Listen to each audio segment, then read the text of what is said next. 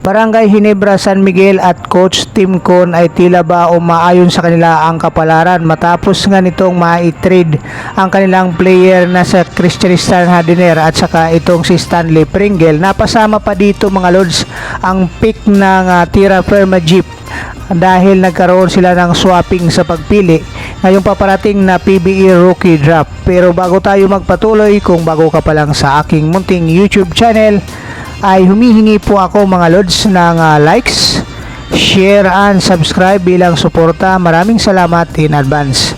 So matapos nga mga lods maaprubahan ng PBE Commissioner's Office itong mega blockbuster trade sa pagitan ng Tira Firma Jeep at itong Barangay Ginebra San Miguel na kinhantungan nga nitong si Isaac Go at Stephen Holt at itong si Christian at itong si Stanley Pringle. Napasama pa dito mga lods ang swapping nila pagdating sa pagpili sa PBE Rookie Draft. Kaya ngayon ang Barangay Ginebra San Miguel na ang may kapangyarihan na pumili bilang sa pangatlo dito sa paparating na Rookie Draft. Kaya ito nga mga lods ay base sa mga plano ni Coach Tim Con dahil dito ay mayroon na siyang choices na pagpipilian at mapipili nga niya dito yung gusto niyang player ayon dyan sa kanyang sistema na pinapatakbo dito sa Barangay Ginebra San Miguel. At ito nga mga lods ang mga posible na maging third overall pick ng Barangay Ginebra San Miguel.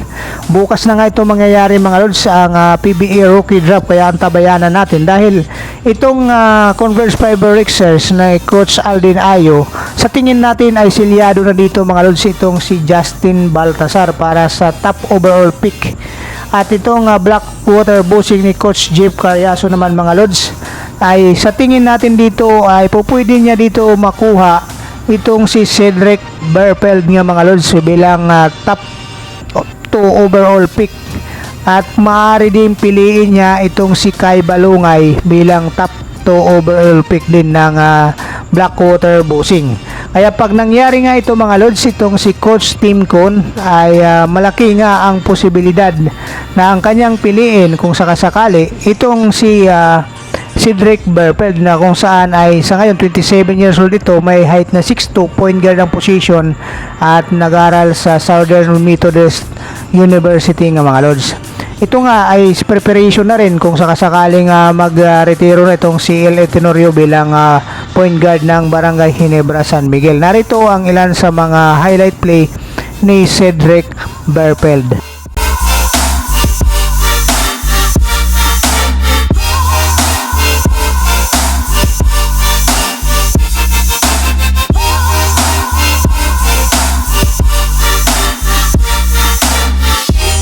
So kapag nangyari na pinili ng Blackwater Bossing itong si Cedric Berfeld bilang top 2 overall pick kayong PBE Rookie Draft, ang Barangay Ginebra San Miguel ay maaaring kunin itong si Kai Balungay bilang third overall pick.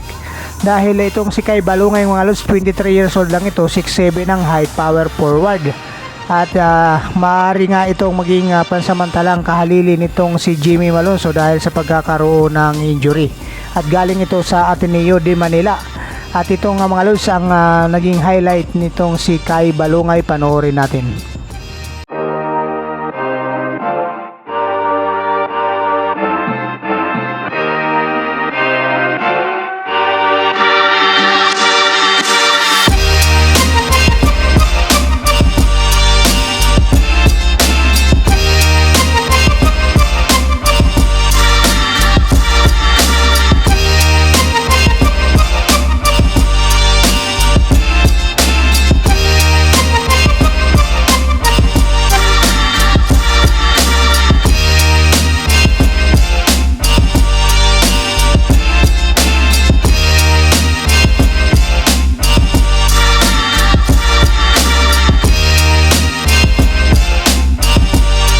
So isa pa sa malaking tsansa maging third overall pick ni Coach Tim Con ng Barangay Ginebra San Miguel ay itong si Kaylan Chongson.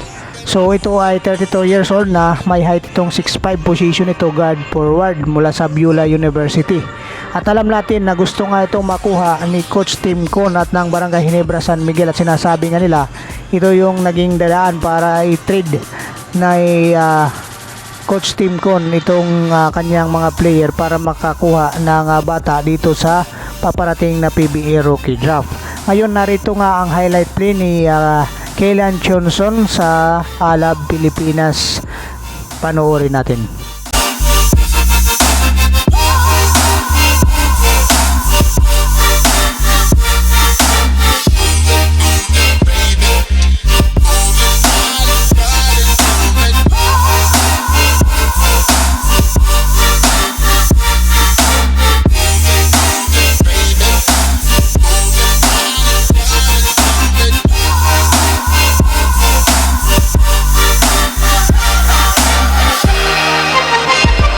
Ngayon naman mga Lords, kung ang gugustuhin ni Coach Tim Con at ng Barangay Ginebra San Miguel ay point guard, itong si RJ Abarrientos maaring mapili sa third overall pick dahil ito ay 24 years old, 5'11", point guard ang nilalaro ito galing sa Far Eastern University.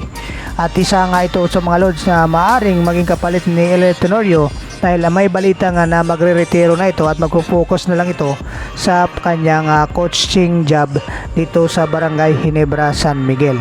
Kaya ngayon mga Lods, panoorin natin ang naging highlight play nitong si RJ Abarrientos sa KBL.